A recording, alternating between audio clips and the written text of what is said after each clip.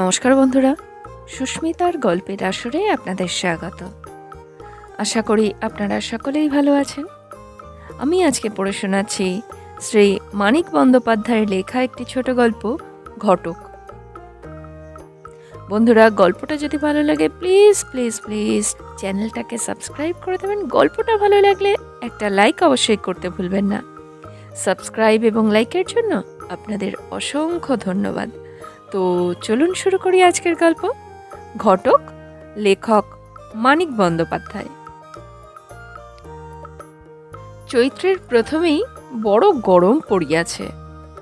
বেলা প্রায় 11টার সময় মাঝারি আকারের দোতলা একটি বাড়ির একতলায় জানালা বন্ধ ঘরের আবছা ছায়া ও ভ্যাপসা গরমে বছর 30 বয়সের একটি লোক একটা সাধারণ বেতের চেয়ারে বসিয়াছিল।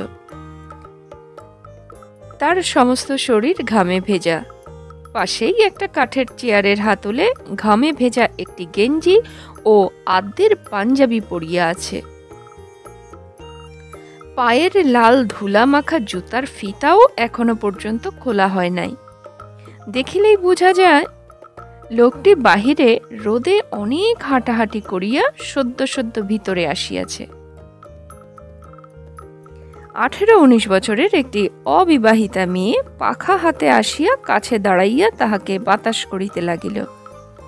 রোগা, লম্বা, পাঁশুটে বাদামি রঙের সাদাসিধে মেয়ে। এক হাত চওড়া পাড়ের শাড়িটির সগর্ব নারীত্ব ঘোষণার সঙ্গে অর্ধ পরিপুষ্ট দেহের অসামঞ্জস্য অত্যন্ত স্পষ্ট। কেবল দু চোখের তীক্ষ্ণ ক্ষুধাতুর চাহনির সঙ্গে খানিকটা মিল আছে। লোকটি হাত বাড়াইয়া মেয়েটির গাল টিপিয়া দিল। লোকটির মুখে দীর্ঘ অনাচারের ছাপ পরিষ্কার চোখে পড়ে, কিন্তু হাতটি তুলিবা মাত্র কতগুলি মাংসপেশিতে যেন পূর্ব সঞ্চিত স্বাস্থ্যের ঢেউ খেলিয়া গেল। মেয়েটি গদগদ হইয়া বলিল, ধ্যাৎ। তারপর একটু সামনে ঝুঁকিয়া অকারণে নিচু গলায় ফিসফিস করিয়া বলিল, বাবা এসে পড়বে এখুনি। ও বাড়িতে দাবা খেলছে, ঠাকুরকে ডাকতে পাঠিয়েছি। চুলটাও কি একটু আঁচড়াতে পারেন না? পাগলের মতো চেহারা করে থাকেন কেন? পাগলের মতো ঘুরে বেড়াই যে বাড়ি বাড়ি বিয়ের যোগ্যী ছেলে মেয়ে খুঁজে খুঁজে। কটা বিয়ে দিলেন ফাল্গুন মাসে? 11টা। মেয়েটির ছেলে মানুষই ঔৎসুক্য ঝিমাইয়া পড়িল। মোটে? লোকটি যেন একটু আহত হইয়া সামলাইয়া নিল। কিছু না বলিয়া উদারতার সঙ্গে একটু অবজ্ঞা ভরা হাসি হাসিল। 1 মাসে 11টি বিবাহ ঘটানো ঘটকের কত বড় প্রতিভার পরিচয় এ মেয়ে তার বুঝিবে কি? এমন সময় একজন বুড়ো ভদ্রলোক আধ ভেজানো দরজা খুলিয়া ব্যস্তভাবে ঘরে ঢুকিল। ছোট ছোট করিয়া ছাঁটা সাদা চুলগুলো যেন মাথায় রোপণ করা একরাশি ঘন সন্নিবিষ্ট চকচকে পিনের চারা, বাঁধানো দাঁত, ফোপানো মুখ পরিষ্কার করিয়া কামানো, কপালে চিন্তার লাঙলে আঁকা কয়েকটি খাঁজ। ঘরে ঢুকিয়া বলিতে লাগিল, এসেছো বাবা, বেঁচে থাকো। খবর কি বাবা, খোঁজ কিছু? লোকটি কোনো জবাব না দিয়া নীরবে উঠিয়া প্রণাম করিয়া আবার বলিল, বেঁচে থাকো বাবা, দীর্ঘজীবী হও। চিঠি পেয়েছিলে তো আমার, দুটো একটা সন্ধান করেছ কি? বুড়োর আগ্রহ আর উৎকণ্ঠা উপভোগ করিবার জন্যই লোকটি যেন ধীরে সুস্থে দেরি করিয়া জবাব দিল, এবং জবাবটাও দিল তাচ্ছিল্য ভরে। আমার কি আর সন্ধান করতে হয় তালুই মশাই? কত ভালো ভালো বিয়ের যোগ্যী ছেলে মেয়ে আমার হাতে রয়েছে। বাংলাদেশের অর্ধেক ছেলে মেয়েরই তো বিয়ে দিচ্ছি আমি। খোঁজ আনবো কি? আজ একেবারে মেয়ে দেখতে আসবে। 1 সেকেন্ডের জন্য মেয়েটির দম আটকাইয়া গেল। বুড়াও বিস্ময়ে হতবাক হইয়া রহিল কয়েক সেকেন্ড। দেখতে আসবে? কারা দেখতে আসবে? কি করে ছেলেটি? কোথায় থাকে? বলছি সব বলছি। 1 গ্লাস জল আনো তো ভাই। মেয়েটি বলিল, একটু শরবত করে দিই? লোকটি বলিল, না না, শুধু জল। জলের টেস্টটা কি শরবতে মিটে? এক গ্লাস জল পান করিয়া জাঁকিয়া বসিয়া সে পাত্রের বিস্তারিত বিবরণ দিতে আরম্ভ করে। ব্যাখ্যা ও মন্তব্য এমনভাবে ফাঁপাইয়া ফেনাইয়া তোলে যেন যে বিবরণ যেন শহরের পথে পেটেন্ট ওষুধের বিক্রেতা জনতাকে তার ওষুধের গুণ বুঝাইয়া দিতেছে। এমন ছেলে কি পথে ঘাটে মেলে তালুই মশাই? বাপের অবস্থা ভালো, কলকাতা শহরের 4.5 কাঠা জমিতে দোতলা বাড়ি তুলে বাস করতে হলে পয়সা থাকা চাই। ছেলে 150 টাকায় চাকরিতে ঢুকেছে, বছর বছর 10 টাকা বেড়ে 300 হবে। ভাবুন তো, 150 থেকে 300 আজকালকার বাজারে যে সে ছেলে কি এমন চাকরি পায় তালুই মশাই? চেহারাও ঠিক কার্তিকের মতো। বুড়ো অভিভূত হইয়া ভয়ে ভয়ে বলিল, মেয়েকে এখন পছন্দ হলে হয়। লোকটির সঙ্গে সঙ্গে অভয় দিয়া বলে, পছন্দ হবে না? আমি এসে মেয়ে দেখাচ্ছি, পছন্দ হবে না?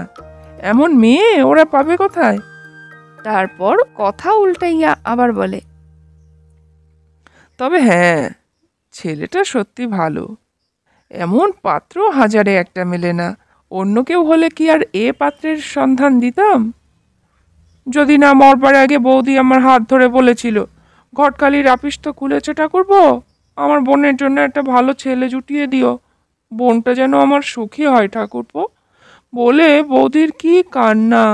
আমি বলেছিলাম, দেব বৌদি দেব, খুব ভালো পাত্রই খুঁজে দেব, কেঁদো না। অন্য লোক ভুলে যেত, আমি কিন্তু ভুলিনি। একবার আমি যা করব বলি তালুই মশাই, তা করি, তবে ছাড়ি। বাজে কথা বলে ফাঁকি দেওয়ার মানুষ আমি নই। সমস্ত শুনিয়া বুড়া গদগদ হইয়া তাহার হাত ধরিয়া বলিল, এই যোগাযোগটা তুমি ঘটিয়ে দাও বাবা, তোমার কাছে কেনা হয়ে থাকবো। বাড়িতে আর মেয়ে ছেলে নেই, অত বড় মেয়েকে ঘাড়ে নিয়ে যে কি করে দিন কাটায় শুধু তা আমিই জানি। কলিকাতা হইতে ট্রেনে এখানে পৌঁছাইতে 20 মিনিট লাগে। 4টের গাড়িতে ছেলে, ছেলের কাকা ও একজন বন্ধু মেয়ে দেখিতে আসিবে। আগে হইতে প্রস্তুত হইয়া থাকিবার জন্য তাড়াতাড়ি স্নানাহারটা চুকাইয়া ফেলা দরকার। বুড়া নিজেই স্নান করিতে চলিয়া গেল। 2টি ছোট ছোট বাটিতে মাথার তেলের জন্য তিল আর গায়ের জন্য সরিষার তেল আনিয়া দিয়া দাঁতে দাঁত ঘেঁষিয়া মেয়েটি বলিল, কি মিথ্যুক আপনি! মরবার আগে যদি দিদি আপনার হাত ধরে আমার পাত্র জুটিয়ে দিতে বলেছিল, আমি ছিলাম না দিদির কাছে তখন, আমি শুনিনি দিদি কি বলেছিল?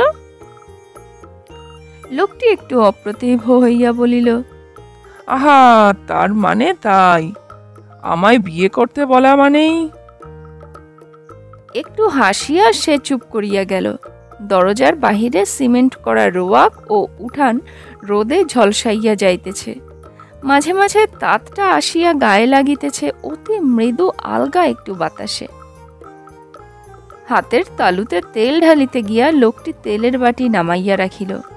উঠিয়া দাঁড়াইয়া চিবুক ধরিয়া সন্তর্পণে মেয়েটির মুখখানা উঁচু করিয়া বলিল, যাই বলো, এ রূপে রাজপুত্র ছাড়া কি মানায়? মেয়েটির অসহায় ক্রোধে বিকৃত মুখভঙ্গি ছাপাইয়া ভেসলিন মেশানো ক্রিম সৃষ্টি করা আনকোড়া তেলতেলে লাবণ্যের মতো সুখের ছাপ ফুটিয়া উঠিল। তোমার কি জ্বর হয়েছে? গা যেন গরম লাগছে। বোতাম বন্ধ ব্লাউজের নিচে হাত দিয়া সে চিন্তিত মুখে গায়ের তাপ পরীক্ষা করিতে লাগিল। সর্বাঙ্গে শিহরণ জাগিয়া মেয়েটির চোখ বুজিয়া আসিল। হাত দিয়া সরানোর ক্ষমতা বোধহয় তার ছিল না। প্রাণপণ চেষ্টায় এক পা পিছাইয়া গিয়া রুদ্ধশ্বাসে মেয়েটি বলিল, কেউ দেখবে, ঝি আসছে, জ্বর হয়নি, আজ এখানে থেকে যাবেন তো? মেয়েটি সাগ্রহে জিজ্ঞাসা করিল। লোকটি একটু মাথা হেলাইল। জবাবটা হাঁ অথবা না ঠিক বুঝা গেল না। ওরা আমায় দেখে চলে যাবে আর আপনি থাকবেন কেমন? লোকটি এবারও মুখে জবাব দিল না। মৃদু হাসিয়া আঙুলের ডগায় একটু তেল নিয়া মেয়েটির গালে মাখাইয়া দিল। সেই জবাবেই খুশি হইয়া আঁচলে গালের তেল মুছিতে মুছিতে হাসি মুখে মেয়েটি চলে গেল। হুড় হুড় করে প্রায় 1 চৌবাচ্চা জল খরচ করিয়া লোকটি স্নান করিল। কলের জলের চেয়ে কুয়ার জল অনেক ঠান্ডা। মেয়েটির নিজের হাতের বোনা কার্পেটের আসনে ভাত খাইতে বসিবার সময় তাহাকে রীতিমতো ভালো মানুষ ঘরোয়া গৃহস্থের মতো মনে হইতে লাগিল। গায়ে তেল মাখায় মানুষটা যেন মোলায়ম হইয়া গিয়াছে। মাথায় এখানে ওখানে একটু বেশি কম তেল পড়িয়াছে, তবু মেয়েটির চিরুনিতে টেরি কাটায় তার মধ্যে যেন একটা শৃঙ্খলা ভাব আসিয়াছে। মুখে দুরন্ত অস্বাস্থ্যকর জীবনযাপনের স্থায়ী ছাপটা যেন পড়িয়াছে সংসারের চিন্তায় রাত্রে না ঘুমাইয়া। বুড়ো বলিল, আচ্ছা, আজকে তো শনিবার, কাল রবিবার ছুটির দিন ছিল, কাল না এসে ওরা আজকে আসছে কেন? লোকটি বলিল, কাল ওরা আরেক জায়গায় মেয়ে দেখতে যাবে, বসেখের গোড়াতেই বিয়েটা সেরে ফেলতে চায় কিনা, তাই তাড়াতাড়ি সব মেয়ে দেখে ফেলছে। কি মুশকিল, অত ভড়কে যাচ্ছেন কেন? দেখুক না, এদেশে যত মেয়ে আছে ওরা দেখুক না সব কটাকে। আমাদের কি এলো গেল, আমার পছন্দ তো ওদের পছন্দ, নইলে আমি ঘটক কিসের? আমি যার সঙ্গে যার বিয়ে দেব ভেবেছি তালুই মশাই, তার সঙ্গে তার বিয়ে হবেই হবে। এতক্ষণে বুড়ো বোধহয় এইবার প্রথম একটু হাসিল। তুমি যে স্বয়ং প্রজাপতি হয়ে উঠেছ বাবা, তা শুধু পরের বিয়ে না দিয়ে নিজের একটা বিয়ে থাকা করে সংসারী হও না এবার? ও বাবা, বিয়ে? অন্যের বিয়ে দেখলেই আমার পিত্তি জ্বলে যায়, নিজে বিয়ে করব? যত সব বোকা হাঁদা ছেলে আর নেকা আহ্লাদি মেয়ে। মেয়েটি মাছের ঝোল পরিবেশন করিতেছিল, তার মুখ দেখিয়া সে থামিয়া গেল। ময়রা কি নিজে কখনো সন্দেশ খায় তালুই মশাই? বলিয়া হো হো করিয়া হাসির শব্দে ঘর বোঝাই করিয়া দিল। খাওয়ার পর বুড়ো কাছেই এক বাড়িতে গেল, মেয়েটিকে সাজাইয়া দেওয়ার জন্য বাড়ির মেয়েদের পাঠাইয়া দেওয়ার অনুরোধ জানাইতে। লোকটি দোতলায় শুইতে গেল। বিছানা করাই ছিল। ঘুমে লোকটির চোখ ঢুলু ঢুলু হইয়া আসিয়াছে, পান চিবানোর পরিশ্রমেও যেন কষ্ট হইতেছিল। সযত্নে বিছানা পাতিয়া বালিশের কোণে মেয়েটি বুঝি একটু এসেন্স মাখাইয়া দিয়াছিল। গন্ধে ঘরের বাতাস ভুরভুর করিতেছে।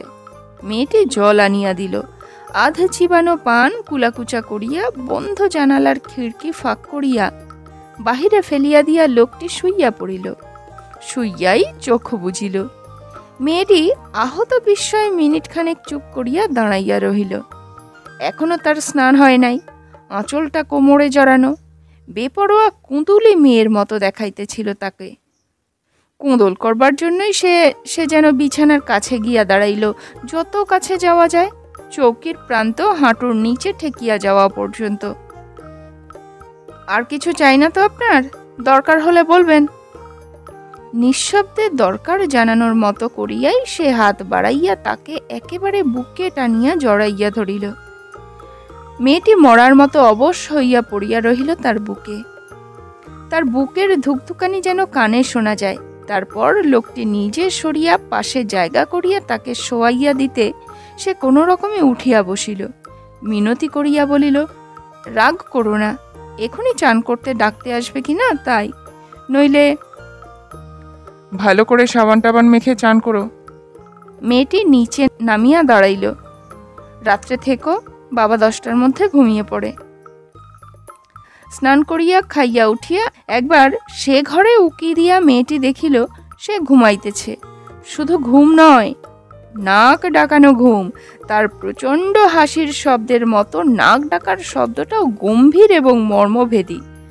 তবু বাহির হইতে ঘুমের কোনো প্রমাণ বোধহয় যথেষ্ট ছিল না, তাই একবার এ ঘরে উঁকি দিতেই হইল। এটা তার নিজের ঘর। বিবাহের পর তার স্বামী ও শ্বশুরবাড়ি আসিলে এই ঘরেই ঘুমাইবে। অন্য একটি ছোট ঘরে বসিয়া মেয়েটি সেসব কথা ভাবিতেছিল। পাড়ার 4-5টি মেয়ে আসিয়া পড়িল। দেখানোর জন্য মেয়ে সাজাইতে এখনো ঢের দেরি, কিন্তু তারা ধৈর্য ধরিতে পারিতেছিল না। তাদের সঙ্গে গল্প করিতে করিতে 3টা বাজিয়া গেল। বুড়া মিনিট গুনিতেছিল। 3টা বাজা মাত্রই লোকটিকে ডাকিয়া তুলিল, স্টেশনে যাইতে হইবে। হাই তুলিয়া মোড়ামুড়ি দিয়া লোকটি উঠিয়া বসিল।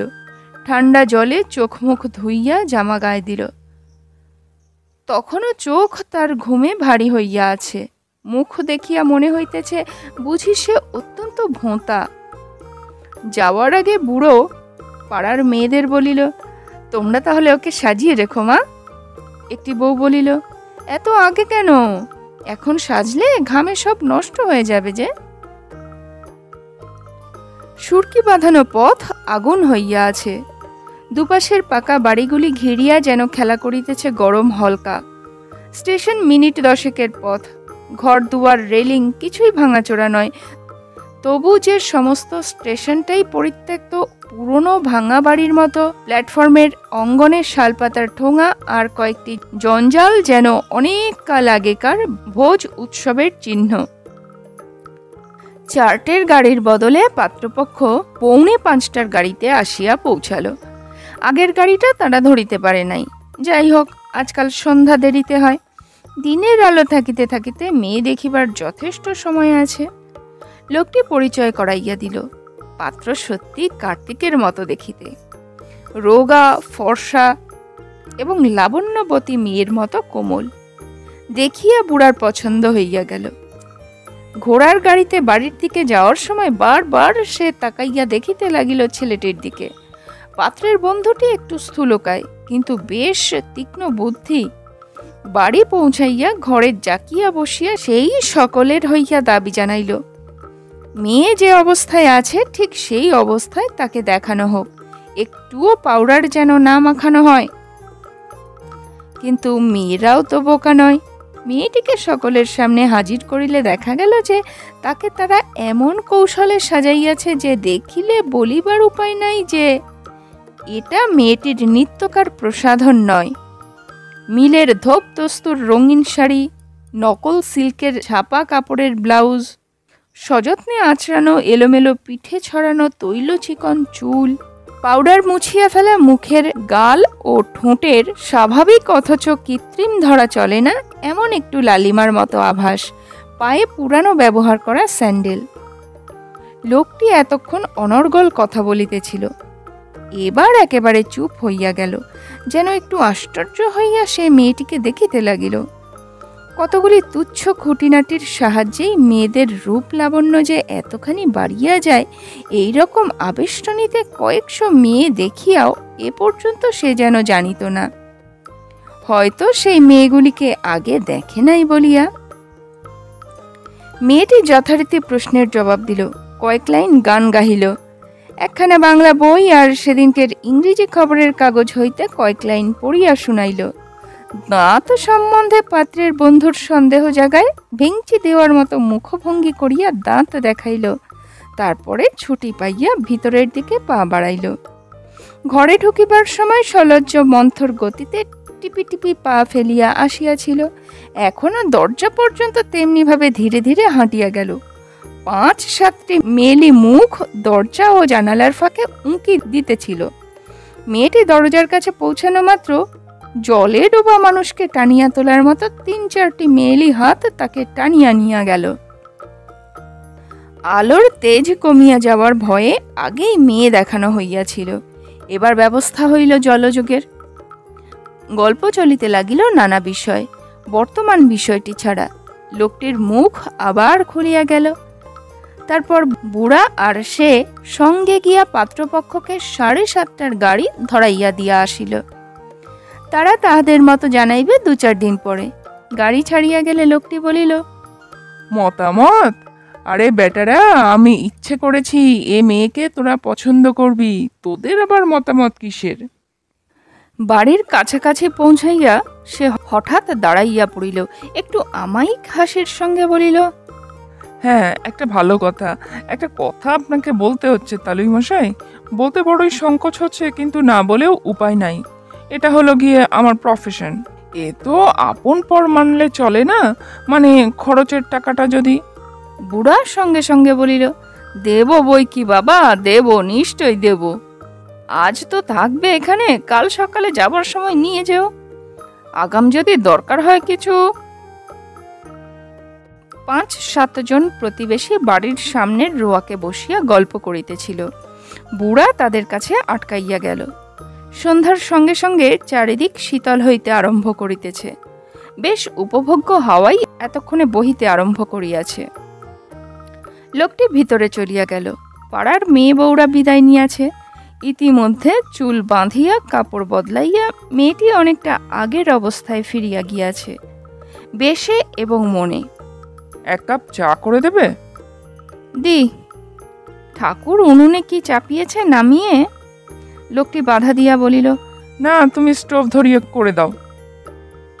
মেয়েটি খুশি হইয়া বলিল, দি, এক্ষুনি দিচ্ছি। ঠাকুর জল গরম করে দিলেই আমি অবশ্যই চা করতাম।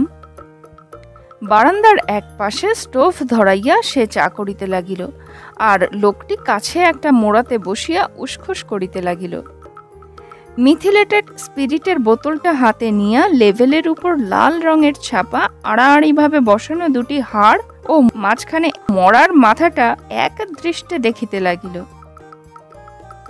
মেয়েটি চা করিয়া চায়ের কাপ আগাইয়া দিলে সে কাপ হাতে নিয়া অর্ধেকটা চা অন্য একটা কাপে ঢালিয়া দিল। তারপর স্পিরিটের বোতল হইতে খানিকটা স্পিরিট কাপে ঢালিয়া নাড়িতে লাগিল চামচ দিয়া। খাবেন?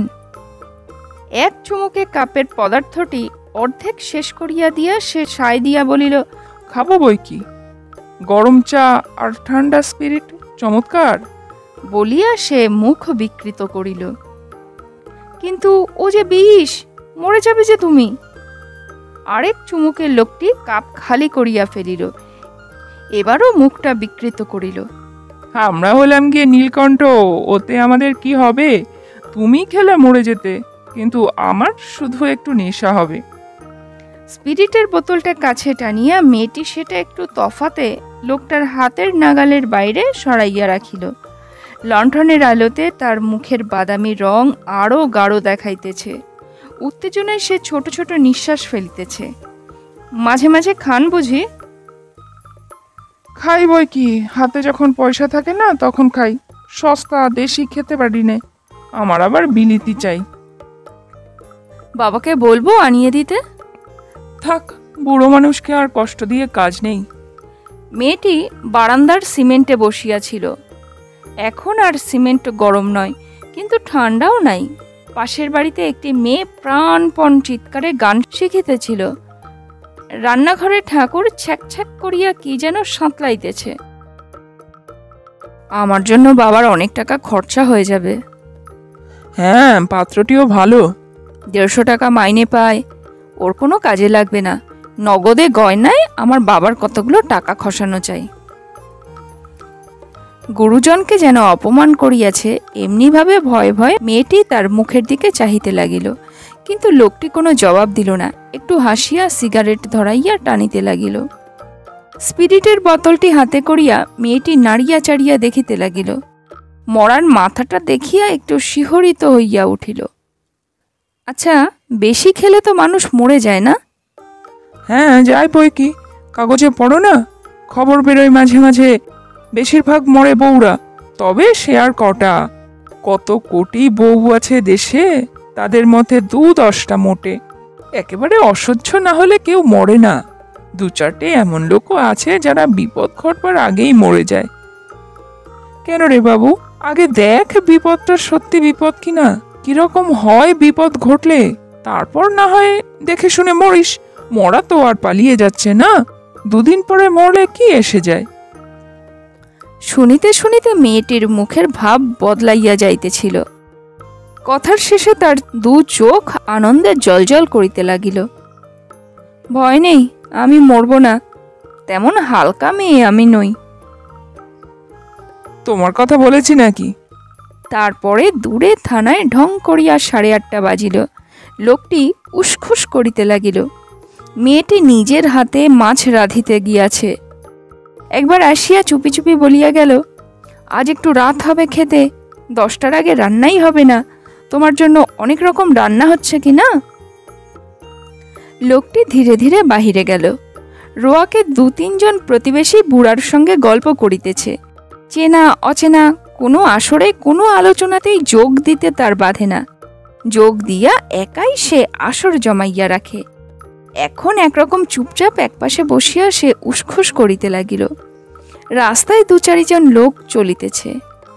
আধখানা চাঁদের আলোয় ঝাপসা জগতের রাস্তার তেলের আলোগুলো মিটমিট করিয়া জ্বলিতেছে। চারিদিক শান্ত, স্তব্ধ, শব্দ নাই, ভিড় নাই, হইচই নাই, উত্তেজনা নাই। লোকটি হঠাৎ দাঁড়াইল। কি সর্বনাশ! আমায় এক্ষুনি যেতে হবে তালুই মশাই। বুড়া আশ্চর্য হইয়া বলিল, এখনই যাবে? খেয়ে দিয়ে রাতটা এখানে থাকবে বলেছিলে যে? লোকটি বলিল, একেবারে ভুলেই গেছিলাম, কাল রবিবার, কাল 1 ঘন্টা মেয়ে দেখানোর ব্যবস্থা করতে হবে। একজনের বাড়িতে আজ রাত্রে খবর দিতেই হবে। এটা হলো গিয়ে বিয়ের সময়। আমার কি একটা রাত কোথাও থাকবার উপায় আছে তালুই মশাই? 9:30টার ট্রেনটা আমাকে ধরতেই হবে। একটু থামিয়া ইতস্তত করিয়া বলিল, একটু এদিকে শুনবেন তালুই মশাই, একটা দরকারি কথা ছিল আপনার সঙ্গে।